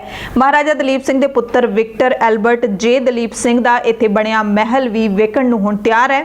ਮਹਿਲ ਦੀ ਵਿਕਰੀ ਲਈ ਕੀਮਤ 1 ਕਰੋੜ 55 ਲੱਖ ਬ੍ਰਿਟਿਸ਼ ਪਾਉਂਡ ਰੱਖੀ ਗਈ ਹੈ। ਮਹਾਰਾਜਾ ਰਣਜੀਤ ਸਿੰਘ ਦਾ ਛੋਟਾ ਪੁੱਤਰ ਦਲੀਪ ਸਿੰਘ ਸਿੱਖ ਰਾਜ ਦਾ ਆਖਰੀ ਮਹਾਰਾਜਾ ਸੀ ਤੇ ਪੰਜਾਬ ਦੇ ਵਿੱਚ ਜਦੋਂ ਬ੍ਰਿਟਿਸ਼ ਰਾਜ ਆ ਗਿਆ ਸੀ ਉਸ ਤੋਂ ਬਾਅਦ ਦਲੀਪ ਸਿੰਘ ਨੂੰ ਇੰਗਲੈਂਡ ਦੇ ਵਿੱਚ ਜਲਾਵਤਨੀ ਦਾ ਜੀਵਨ ਬਤੀਤ ਕਰਨਾ ਪਿਆ ਸੀ। ਦਲੀਪ ਸਿੰਘ ਦੇ ਪੁੱਤਰ ਵਿਕਟਰ ਦਾ 1866 ਵਿੱਚ ਲੰਡਨ ਵਿੱਚ ਜਨਮ ਹੋਇਆ ਸੀ ਤੇ ਮਹਾਰਾਣੀ ਵਿਕਟੋਰੀਆ ਨੇ ਉਸ ਨੂੰ ਆਪਣੀ ਛਤਰ ਛਾਇਆ ਹੇਠ ਲੈ ਲਿਆ ਸੀ। ਕਈ ਸਾਲਾਂ ਬਾਅਦ ਕੋਵੈਂਟਰੀ ਦੇ 9ਵੇਂ ਅਰਲੀ ਧੀ ਲੇਡੀ ਐਨ ਕੋਵੈਂਟਰੀ ਨਾਲ ਵਿਆਹ ਕਰਵਾਇਆ ਸੀ, ਜਿਸ ਤੋਂ ਬਾਅਦ ਬ੍ਰਿਟਿਸ਼ ਅਧਿਕਾਰੀਆਂ ਨੇ ਇਸ ਜਿਹੜਾ ਬੋਲਟਨਸ ਇਲਾਕੇ ਵਿੱਚ ਉਸ ਨੂੰ ਲੀਜ਼ ਤੇ ਮਹਿਲ ਦੇ ਦਿੱਤਾ ਸੀ। ਮਹਿਲ ਦੀ ਵਿਕਰੀ ਦਾ ਪ੍ਰਬੰਧ ਕਰ ਰਹੇ ਬਿਊਸ਼ੈਪ ਅਸਟੇਟ ਦੇ MD ਜੈਰਮੀ ਗੀ ਨੇ ਕਿਹਾ ਕਿ ਲਾਹੌਰ ਦੇ ਜਲਾਵਤਨ ਸਾਬਕਾ ਸ਼ਹਿਜ਼ਾਦੇ ਦਾ 5613 ਸਕੁਆਇਰ ਫੁੱਟ ਦਾ ਮਹਿਲ ਖੁੱਲਾ ਡੁੱਲਾ ਹੈ। ਇਸ ਦੇ ਪਿੱਛੇ 52 ਫੁੱਟ ਦਾ ਬਾਗ ਹੈ। 1868 ਵਿੱਚ ਮਹਿਲ ਦਾ ਕੰਮ ਮੁਕੰਮਲ ਹੋਣ ਤੋਂ ਬਾਅਦ ਇਸ ਨੂੰ ਈਸਟ ਇੰਡੀਆ ਕੰਪਨੀ ਨੇ ਖਰੀਦ ਲਿਆ ਸੀ। ਕੰਪਨੀ ਨੇ ਮਹਿਲ ਦਲੀਪ ਸਿੰਘ ਦੇ ਪਰਿਵਾਰ ਨੂੰ ਕਾਲੀ ਮਿਰਚ ਦੇ ਬਦਲੇ ਵਿੱਚ ਲੀਜ਼ ਤੇ ਦੇ ਦਿੱਤਾ ਸੀ। ਸ਼ਾਹੀ ਪਰਿਵਾਰ ਦੇ ਕੋਲ ਵਿੰਬਲਡਨ ਤੇ ਰੋਇਹੈਂਪਟਨ ਦੇ ਵਿੱਚ ਵੀ ਜਾਇਦਾਦਾਂ ਹਨ। ਅਗਲੀ ਖਬਰ ਅਮਰੀਕਾ ਤੋਂ ਹੈ, ਜਿੱਥੇ ਲੁਸੀਆਨਾ ਪੁਲਿਸ ਦੇ ਵੱਲੋਂ ਚਲਾਈ ਗੋਲੀ ਲੱਗਣ ਦੇ ਕਾਰਨ ਇੱਕ ਸਿਆਹ ਫਾਰਮ ਵਿਅਕਤੀ ਦੀ ਮੌਤ ਹੋ ਗਈ ਹੈ ਤੇ ਇੱਥੇ ਰੋਸ ਮੁਜ਼ਾਹਰੇ ਵੀ ਸ਼ੁਰੂ ਹੋ ਗਏ ਨੇ। ਮ੍ਰਿਤਕ ਦੀ ਮਾਂ ਨੇ ਕਿਹਾ ਕਿ ਉਸ ਦਾ ਪੁੱਤਰ ਬਹੁਤ ਸ਼ਰਮੀਲਾ ਤੇ ਹੁਸ਼ਿਆਰ ਲੜਕਾ ਸੀ। ਉਸ ਦੇ ਵਕੀਲ ਨੇ ਦੱਸਿਆ ਕਿ ਉਹ ਟ੍ਰੇਫੋਰਡ ਪੈਲਰਿਨ ਦੀ ਮੌਤ ਦੇ ਮਾਮਲੇ 'ਚ ਕੇਸ ਕਰਨ ਬਾਰੇ ਸੋਚ ਰਹੇ ਨੇ। ਪੁਲਿਸ ਦਾਅਵਾ ਕਰ ਰਹੀ ਹੈ ਕਿ ਉਸ ਵਿਅਕਤੀ ਦੇ ਹੱਥ ਵਿੱਚ ਚਾਕੂ ਸੀ ਤੇ ਉਹ ਇੱਕ ਸਟੋਰ ਦੇ ਵਿੱਚ ਦਾਖਲ ਹੋਣ ਦੀ ਕੋਸ਼ਿਸ਼ ਕਰ ਰਿਹਾ ਸੀ, ਜਿਸ ਤੋਂ ਬਾਅਦ ਪੁਲਿਸ ਨੇ ਗੋਲੀ ਚਲਾਈ ਤੇ ਉਸ ਦੇ ਵਿੱਚ ਉਸ ਦੀ ਮੌਤ ਹੋ ਗਈ। ACLU ਤੇ ਦੱਖਣੀ ਗਰੀਬੀ ਕਾਨੂੰਨ ਕੇਂਦਰ ਨੇ ਇਸ ਮਾਮਲੇ ਦੇ ਵਿੱਚ ਜਾਂਚ ਦਾ ਐਲਾਨ ਕਰ ਦਿੱਤਾ ਹੈ। ਮੌਤ ਦੀ ਘਟਨਾ ਤੋਂ ਰੋਹ ਵਿੱਚ ਆਏ ਹਜ਼ਾਰਾਂ ਦੀ ਗਿਣਤੀ ਵਿੱਚ ਸਥਾਨਕ ਲੋਕਾਂ ਨੇ ਪੁਲਿਸ ਖਿਲਾਫ ਰੋਸ ਮੁਜ਼ਾਹਰੇ ਸ਼ੁਰੂ ਕਰ ਦਿੱਤੇ ਨੇ। ਪੁਲਿਸ ਨੇ ਭੀੜ ਨੂੰ ਖੰਡਾਉਣ ਦੇ ਲਈ ਧੂਏ ਵਾਲੇ ਗੋਲੇ ਨੇ ਜਿਹੜੇ ਉਹ ਵੀ ਦਾਗੇ ਨੇ। ਅਗਲੀ ਖਬਰ ਬੇਲਾਰੂਸ ਤੋਂ ਹੈ, ਜਿੱਥੇ ਮਿੰਸਕ ਦੀਆਂ ਸੜਕਾਂ ਦੇ ਉੱਤੇ ਵੀ ਸਰਕਾਰ ਵਿਰੋਧੀ ਹਜ਼ਾਰਾਂ ਪ੍ਰਦਰਸ਼ਨਕਾਰੀ ਇਕੱਠੇ ਹੋਏ ਤੇ ਰੋਸ ਮੁਜ਼ਾਹਰਾ ਕੀਤਾ। ਸਰਕਾਰ ਨੇ ਬੇਲਾਰੂਸ ਦੇ ਸਿਆਸੀ ਸੰਕਟ ਨੂੰ ਠੱਲਣ ਲਈ ਫੌਜ ਦੀ ਮਦਦ ਲੈ ਲਈ ਹੈ। ਫੌਜ ਨੇ ਪ੍ਰਦਰਸ਼ਨਕਾਰੀਆਂ ਨੂੰ ਸਖਤ ਚੇਤਾਵਨੀ ਦਿੱਤੀ ਹੈ ਕਿ ਉਹ ਪੁਲਿਸ ਨਹੀਂ ਹੈ ਅਤੇ ਸ਼ਹਿਰ ਦੀਆਂ ਕੌਮੀ ਯਾਦਗਾਰਾਂ ਦੇ ਨੇੜੇ ਗੜਬੜੀ ਦੇ ਖਿਲਾਫ ਸਖਤ ਕਾਰਵਾਈ ਅਸੀਂ ਕਰਾਂਗੇ। ਪੁਲਿਸ ਨਹੀਂ, ਅਸੀਂ ਫੌਜ ਆ। ਦਰਅਸਲ ਬੀਤੀ 9 ਅਗਸਤ ਨੂੰ ਸੀਨੀਅਰ ਲੀਡਰ ਅਲੈਗਜ਼ੈਂਡਰ ਲੁਕਾਸ਼ੈਂਕੋ ਦੇ 6ਵੀਂ ਵਾਰ ਮੁੜ ਸੱਤਾ ਵਿੱਚ ਆਉਣ ਦੇ ਖਿਲਾਫ ਬੇਲਾਰੂਸ ਦੀ ਰਾਜਧਾਨੀ ਤੇ ਸ਼ਹਿਰਾਂ ਦੇ ਵਿੱਚ ਸਰਕਾਰ ਵਿਰੋਧੀ ਪ੍ਰਦਰਸ਼ਨ ਜਾਰੀ ਨੇ। ਪ੍ਰਦਰਸ਼ਨਕਾਰੀਆਂ ਨੇ ਇਹਨਾਂ ਚੋਣਾਂ ਨੂੰ ਧੱਕੇਸ਼ਾਹੀ ਕਰਾਰ ਦਿੱਤਾ ਹੈ। ਅਗਲੀ ਖਬਰ ਕੁਵੈਤ ਤੋਂ ਹੈ, ਜਿੱਥੇ ਲੱਖਾਂ ਭਾਰਤੀਆਂ ਦਾ ਭਵਿੱਖ ਹਨੇਰੇ ਦੇ ਵਿੱਚ ਹੈ। ਲੱਖਾਂ ਭਾਰਤੀਆਂ ਨੂੰ ਵਾਪਸ ਆਉਣਾ ਪੈ ਸਕਦਾ ਹੈ, ਕਿਉਂਕਿ ਕੁਵੈਤ ਟਾਈਮਜ਼ ਦੈਨਿਕ ਅਖਬਾਰ ਦੇ ਮੁਤਾਬਿਕ ਕੁਵੈਤ ਦੀ ਨੈਸ਼ਨਲ ਅਸੈਂਬਲੀ ਨੇ ਪ੍ਰਵਾਸੀ ਕਾਮਿਆਂ ਦੀ ਗਿਣਤੀ ਘੱਟ ਕਰਨ ਦੇ ਲਈ ਖਰੜਾ ਤਿਆਰ ਕਰ ਲਿਆ ਤੇ ਇਸ ਖਰੜੇ ਦੇ ਵਿੱਚ ਕੁਝ ਖਾਸ ਵੀਜ਼ਿਆਂ ਦੀ ਮਾਨਤਾ ਰੱਦ ਕਰਨ ਦਾ ਵੀ ਪ੍ਰਸਤਾਵ ਹੈ ਤੇ ਇਹ ਕਾਨੂੰਨ ਹੈ ਜਿਹੜਾ 6 ਮਹੀਨੇ ਦੇ ਅੰਦਰ ਅੰਦਰ ਲਾਗੂ ਹੋ ਜਾਏਗਾ। ਕਾਨੂੰਨ ਦੇ ਵਿੱਚ ਵੱਖ-ਵੱਖ ਸ਼੍ਰੇਣੀਆਂ ਦੇ ਵਿੱਚ ਕੋਟਾ ਸਿਸਟਮ ਤੇ ਛੋਟ ਦਿੱਤੀ ਜਾਏਗੀ ਅਤੇ ਯਾਤਰਾ ਵੀਜ਼ਾ ਨੂੰ ਵਰਕ ਵੀਜ਼ਾ ਦੇ ਵਿੱਚ ਤਬਦੀਲ ਕਰਨ ਦੀ ਸਹੂਲਤ ਵੀ ਕੁਵੈਤ ਦੇ ਵਿੱਚ ਬੰਦ ਕੀਤੀ ਜਾ ਰਹੀ ਹੈ, ਕਿਉਂਕਿ ਕੁਵੈਤ ਦੇ ਵਿੱਚ ਕਰੀਬ 3 ਲੱਖ ਭਾਰਤੀ ਡਰਾਈਵਰ, ਰਸੋਈਏ ਅਤੇ ਕੇਅਰ ਟੇਕਰ ਦਾ ਕੰਮ ਕਰਦੇ ਨੇ। ਭਾਰਤੀ ਸਭ ਤੋਂ ਵੱਧ ਨੇ। ਭਾਰਤ ਤੋਂ ਇਲਾਵਾ ਪਾਕਿਸਤਾਨ, ਫਿਲੀਪਾਈਨਸ, ਬੰਗਲਾਦੇਸ਼, ਸ਼੍ਰੀਲੰਕਾ ਅਤੇ ਮਿਸਰ ਦੇ ਲੋਕ ਵੀ ਨੇ। ਪਰ ਹੁਣ ਕੁਵੈਤ ਦੀ ਸਰਕਾਰ ਜਿਹੜੀ ਕਿ ਮੰਦੀ ਦੇ ਨਾਲ ਜੂਝ ਰਹੀ ਹੈ, ਆਰਥਿਕ ਮੰਦੀ ਦੇ ਨਾਲ ਜੂਝ ਰਹੀ ਹੈ, ਕਿਉਂਕਿ ਤੇਲ ਦਾ ਉਤਪਾਦਨ ਕਰਨ ਵਾਲੇ ਇਹ ਮੁਲਕ ਹੈਗੇ ਨੇ ਤੇ ਤੇਲ ਦਾ ਭਾਅ ਸਸਤਾ ਹੋਣ ਕਰਕੇ ਇਹ ਹੁਣ ਮੰਦੀ ਦੇ ਨਾਲ ਜੂਝ ਰਹੇ ਨੇ। ਇਹ ਚਾਹੁੰਦੇ ਨੇ ਕਿ ਪ੍ਰਵਾਸੀ ਕਾਮਿਆਂ ਦੀ ਗਿਣਤੀ ਘਟਾ ਕੇ ਅਸੀਂ ਆਪਣੇ ਸਥਾਨਕ ਲੋਕਾਂ ਨੂੰ ਰੁਜ਼ਗਾਰ ਦੇਈਏ। 10 ਉਹ ਦੇਸ਼ ਜਿੱਥੇ ਕੋਵਿਡ-19 ਦਾ ਕੋਈ ਕੇਸ ਨਹੀਂ: ਪਲਾਊ, ਮਾਈਕਰੋਨੇਸ਼ੀਆ, ਮਾਰਸ਼ਲ ਦੀਪ ਸਮੂਹ, ਨਾਊਰੂ, ਕਿਰੀਬਾਤੀ, ਸੋਲੋਮਨ ਦੀਪ ਸਮੂਹ, ਤੁਵਾਲੂ, ਸਮੋਆ, ਵਾਨੂਅਤੂ ਤੇ ਟੋਂਗਾ। ਇਹ ਜਿਹੜੇ 10 ਮੁਲਕ ਨੇ ਦੁਨੀਆ ਦੇ ਜਿੱਥੇ ਕੋਈ ਵੀ ਕੋਵਿਡ-19 ਦਾ ਕੇਸ ਨਹੀਂ ਹੈ। ਜਰਮਨੀ ਵਿੱਚ ਅਪ੍ਰੈਲ ਤੋਂ ਬਾਅਦ ਕੋਰੋਨਾ ਵਾਇਰਸ ਦੇ ਮਾਮਲੇ ਵਧਣ ਤੋਂ ਬਾਅਦ ਕਈ ਸਿਆਸੀ ਲੀਡਰਾਂ ਨੇ ਨਿੱਜੀ ਪਾਰਟੀਆਂ ਤੇ ਰੋਕ ਲਾਉਣ ਦੀ ਮੰਗ ਕੀਤੀ ਹੈ। ਬਰਤਾਨੀਆ ਦੇ ਮੁੱਖ ਸਿਹਤ ਸਲਾਹਕਾਰ ਨੇ ਕਿਹਾ ਕਿ ਬੱਚਿਆਂ ਨੂੰ ਕੋਰੋਨਾ ਵਾਇਰਸ ਤੋਂ ਵੱਧ ਸਕੂਲ ਨਾ ਜਾਣ ਦਾ ਨੁਕਸਾਨ ਹੋਏਗਾ। ਭਾਰਤ ਪੂਰੀ ਦੁਨੀਆ ਵਿੱਚ ਅਮਰੀਕਾ ਤੇ ਬ੍ਰਾਜ਼ੀਲ ਤੋਂ ਬਾਅਦ ਤੀਸਰਾ ਅਜਿਹਾ ਦੇਸ਼ ਬਣ ਗਿਆ ਜਿੱਥੇ ਕੋਰੋਨਾ ਵਾਇਰਸ ਦੇ ਮਾਮਲੇ 30 ਲੱਖ ਤੋਂ ਪਾਰ ਪਹੁੰਚ ਚੁੱਕੇ ਨੇ। ਪੇਰੂ ਦੇ ਵਿੱਚ ਲਾਕਡਾਊਨ ਦੇ ਨਿਯਮਾਂ ਦੀ ਉਲੰਘਣਾ ਕਰਦੇ ਹੋਏ ਇੱਕ ਨਾਈਟ ਕਲੱਬ ਦੇ ਵਿੱਚ ਆਯੋਜਿਤ ਕੀਤੀ ਗਈ ਪਾਰਟੀ ਤੇ ਪੁਲਿਸ ਦੇ ਛਾਪੇ ਦੌਰਾਨ ਭਗਦੜ ਮਚ ਗਈ, ਜਿਸ ਦੇ ਵਿੱਚ 13 ਲੋਕਾਂ ਦੀ ਮੌਤ ਹੋ ਗਈ। ਅਮਰੀਕਾ ਦੇ ਰਾਸ਼ਟਰਪਤੀ ਡੋਨਾਲਡ ਟਰੰਪ ਨੇ ਕੋਵਿਡ-19 ਦੇ ਮਰੀਜ਼ਾਂ ਦੇ ਪਲਾਜ਼ਮਾ ਵਿਧੀ ਰਾਹੀਂ ਇਲਾਜ ਨੂੰ ਪ੍ਰਵਾਨਗੀ ਦੇ ਦਿੱਤੀ ਹੈ, ਪਰ ਸਿਹਤ ਮਾਹਿਰਾਂ ਨੇ ਕਿਹਾ ਕਿ ਜਸ਼ਨ ਮਨਾਉਣਾ ਹਲੇ ਜਲਦਬਾਜ਼ੀ ਹੋਵੇਗੀ ਕਿਉਂਕਿ ਹੋਰ ਅਧਿਐਨ ਦੀ ਹਲੇ ਲੋੜ ਹੈ। ਫਰਾਂਸ ਦੇ ਸਿਹਤ ਮੰਤਰੀ ਓਲੀਵੀਅਰ ਵੇਵਾ ਨੇ ਕਿਹਾ ਕਿ ਦੇਸ਼ ਵਿੱਚ ਕੋਰੋਨਾ ਵਾਇਰਸ ਦੇ ਮਾਮਲੇ ਵਧਣ ਦੇ ਕਾਰਨ ਸੰਕਟ ਵਾਲੀ ਸਥਿਤੀ ਬਣ ਗਈ ਹੈ। ਉਹਨਾਂ ਨੇ ਕਿਹਾ ਕਿ ਵੱਧ ਨੰਬਰ ਸਿਰਫ ਟੈਸਟਿੰਗ ਵਧਣ ਦੇ ਕਾਰਨ ਨਹੀਂ ਹੈਗੇ। ਉਹਨਾਂ ਨੇ ਕਿਹਾ ਕਿ ਕੋਰੋਨਾ ਵਾਇਰਸ ਦਾ ਜਿਹੜਾ ਪ੍ਰਕੋਪ ਹੈ, ਉਸ ਦਾ ਕਹਿਰ ਹੈ, ਉਹ ਫਰਾਂਸ ਦੇ ਵਿੱਚ ਕਦੇ ਰੁਕਿਆ ਹੀ ਨਹੀਂ। ਚੀਨ ਤੋਂ ਇੱਕ ਵੱਡੀ ਖਬਰ ਆਈ ਹੈ। ਵੱਡਾ ਖੁਲਾਸਾ ਕੀਤਾ ਇੱਕ ਸੀਨੀਅਰ ਸਿਹਤ ਅਧਿਕਾਰੀ ਨੇ ਕਿ ਚੀਨ ਦੀ ਸਰਕਾਰ ਨੇ ਕੁਝ ਚੋਣਵੇਂ ਇਲਾਕਿਆਂ ਦੇ ਵਿੱਚ ਕੰਮ ਕਰਨ ਵਾਲੇ ਜਿਹੜੇ ਹੈਗੇ ਨੇ ਉਹਨਾਂ ਨੂੰ ਜੁਲਾਈ ਦੇ ਵਿੱਚ ਹੀ ਕੋਰੋਨਾ ਵਾਇਰਸ ਦੀ ਵੈਕਸੀਨ ਦੇਣੀ ਸ਼ੁਰੂ ਕਰ ਦਿੱਤੀ ਸੀ, ਜਦੋਂ ਕਿ ਹਾਲੇ ਤੱਕ ਉਸ ਵੈਕਸੀਨ ਦੇ ਉੱਤੇ ਮੋਹਰ ਵੀ ਨਹੀਂ ਲੱਗੀ ਸੀ ਤੇ ਟ੍ਰਾਇਲ ਤੋਂ ਪਹਿਲਾਂ ਹੀ ਜੁਲਾਈ ਦੇ ਵਿੱਚ ਹੈ ਜਿਹੜਾ ਉਹ ਕੋਰੋਨਾ ਵੈਕਸੀਨ ਦਾ ਇਸਤੇਮਾਲ ਹੋ ਰਿਹਾ ਹੈ ਚੀਨ ਦੇ ਵਿੱਚ। ਇਹ ਵੱਡਾ ਖੁਲਾਸਾ ਕੀਤਾ ਹੈ ਕੇਂਦਰੀ ਸਿਹਤ ਕਮਿਸ਼ਨ ਦੇ ਵਿਗਿਆਨ ਤੇ ਤਕਨੀਕ ਕੇਂਦਰ ਦੇ ਪ੍ਰਮੁੱਖ ਚੇਂਗ ਚੋਂਗੇਈ ਨੇ ਸਰਕਾਰੀ ਮੀਡੀਆ ਸੰਸਥਾ CCTV ਨਾਲ ਗੱਲਬਾਤ ਦੇ ਵਿੱਚ ਕਿਹਾ ਕਿ ਸਰਕਾਰ ਨੇ SARS-CoV-2 ਯਾਨੀ ਕੋਵਿਡ-19 ਦੀ ਵੈਕਸੀਨ ਸਿਹਤ ਕਰਮੀਆਂ ਅਤੇ ਸਰਹੱਦ ਦੇ ਉੱਤੇ ਤੈਨਾਤ ਅਧਿਕਾਰੀਆਂ ਨੂੰ ਐਮਰਜੈਂਸੀ ਇਸਤੇਮਾਲ ਦੇ ਤੌਰ ਤੇ ਦੇਣ ਦੀ ਆਗਿਆ ਦੇ ਦਿੱਤੀ ਸੀ। ਖਬਰ ਨਿਊਜ਼ੀਲੈਂਡ ਤੋਂ ਹੈ, ਜਿੱਥੇ 2019 ਦੇ ਵਿੱਚ ਮਾਰਚ ਦੇ ਵਿੱਚ ਜਦੋਂ ਕ੍ਰਾਈਸਟ ਚਰਚ ਦੇ ਵਿੱਚ 2 ਮਸਜਿਦਾਂ ਦੇ ਉੱਤੇ ਹਮਲਾ ਕੀਤਾ ਸੀ ਤਾਂ ਉਸ ਹਮਲੇ ਦੇ ਦੋਸ਼ੀ ਬੰਦੂਕਧਾਰੀ ਆਸਟ੍ਰੇਲੀਅਨ ਬ੍ਰੈਂਟਨ ਹੈਰਿਸਨ ਟੈਰੈਂਟ ਜਿਹੜਾ ਕਿ 29 ਸਾਲ ਦਾ ਹੈ, ਉਹਦੀ ਸਜ਼ਾ ਦੇ ਉੱਤੇ ਸੁਣਵਾਈ ਸ਼ੁਰੂ ਹੋ ਚੁੱਕੀ ਹੈ। ਸੁਣਵਾਈ ਦੇ ਦੌਰਾਨ ਹਮਲਾਵਰ ਬ੍ਰੈਂਟਨ ਟੈਰੈਂਟ ਮਸਜਿਦਾਂ ਨੂੰ ਸਾੜਨਾ ਵੀ ਚਾਹੁੰਦਾ ਸੀ, ਉਹ ਵੱਧ ਤੋਂ ਵੱਧ ਲੋਕਾਂ ਨੂੰ ਸਜ਼ਾ ਦੇਣਾ ਚਾਹੁੰਦਾ ਸੀ। ਇਹ ਸਾਹਮਣੇ ਆਇਆ। ਸੁਣਵਾਈ ਦੌਰਾਨ ਕਿਹਾ ਗਿਆ ਕਿ ਮਸਜਿਦ ਵਿੱਚ ਗੋਲੀ ਚਲਾ ਕੇ 51 ਲੋਕਾਂ ਨੂੰ ਮਾਰਨ ਵਾਲਾ ਹਮਲਾਵਰ ਤੀਜੀ ਮਸਜਿਦ ਨੂੰ ਵੀ ਨਿਸ਼ਾਨਾ ਬਣਾਉਣਾ ਚਾਹੁੰਦਾ ਸੀ। ਇਸ ਆਸਟ੍ਰੇਲੀਆਈ ਨਾਗਰਿਕ ਨੇ 51 ਕਤਲ, 40 ਲੋਕਾਂ ਦੇ ਕਤਲ ਦੀ ਕੋਸ਼ਿਸ਼ ਅਤੇ ਜਿਹੜਾ ਕੱਟੜਪੰਥੀਆਂ ਦੇ ਇੱਕ ਮਾਮਲੇ ਵਿੱਚ ਦੋਸ਼ ਨੂੰ ਸਵੀਕਾਰ ਕਰ ਲਿਆ। 29 ਸਾਲ ਦੇ ਇਸ ਦੋਸ਼ੀ ਨੂੰ ਤਾ ਉਮਰ ਕੈਦ ਦੀ ਸਜ਼ਾ ਸੁਣਾਈ ਜਾ ਸਕਦੀ ਹੈ ਤੇ ਇਹ ਵੀ ਸੰਭਵ ਹੈ ਕਿ ਪੈਰੋਲ ਤੇ ਵੀ ਇਹਦੀ ਰਿਹਾਈ ਸੰਭਵ ਨਹੀਂ ਹੋ ਸਕੇਗੀ ਤੇ ਨਿਊਜ਼ੀਲੈਂਡ ਦੇ ਵਿੱਚ ਅੱਜ ਤੱਕ ਕਿਸੇ ਨੂੰ ਅਜਿਹੀ ਸਜ਼ਾ ਨਹੀਂ ਮਿਲੀ ਹੈ। ਸੰਯੁਕਤ ਰਾਸ਼ਟਰ ਦੇ ਸਕੱਤਰ ਜਨਰਲ ਐਂਟੋਨੀਓ ਗੁਟੇਰੇਸ ਨੇ ਸੰਸਾਰ ਨੂੰ ਨਫ਼ਰਤ ਅਤੇ ਪੱਖਪਾਤ ਦਾ ਖਾਤਮਾ ਕਰਨ ਦੇ ਲਈ ਕੋਸ਼ਿਸ਼ਾਂ ਕਰਨ ਦੀ ਅਪੀਲ ਕੀਤੀ ਹੈ। ਧਾਰਮਿਕ ਵਿਸ਼ਵਾਸਾਂ ਦੇ ਆਧਾਰ ਉੱਤੇ ਹਿੰਸਾ ਦਾ ਸ਼ਿਕਾਰ ਹੋਏ ਲੋਕਾਂ ਨੂੰ ਸਮਰਪਿਤ ਦਿਨ ਸੀ। ਉਸ ਮੌਕੇ ਗੁਟੇਰੇਸ ਨੇ ਕਿਹਾ ਕਿ ਕੋਰੋਨਾ ਵਾਇਰਸ ਦੇ ਪੂਰੇ ਵਿਸ਼ਵ ਵਿੱਚ ਫੈਲਣ ਤੋਂ ਬਾਅਦ ਨਸਲਵਾਦ ਵੱਧ ਗਿਆ, ਬੇਵਜ੍ਹਾ ਦੋਸ਼ ਮੜੇ ਜਾ ਰਹੇ ਨੇ, ਖਾਸ ਭਾਈਚਾਰਿਆਂ ਨੂੰ ਬਦਨਾਮ ਕੀਤਾ ਜਾ ਰਿਹਾ ਹੈ ਤੇ ਇਹ ਸਭ ਕੁਝ ਰੋਕਣ ਦੀ ਲੋੜ ਹੈ। ਨਫ਼ਰਤ ਅਤੇ ਪੱਖਪਾਤ ਦਾ ਖਾਤਮਾ ਕਰਨ ਦੀ ਲੋੜ ਹੈ।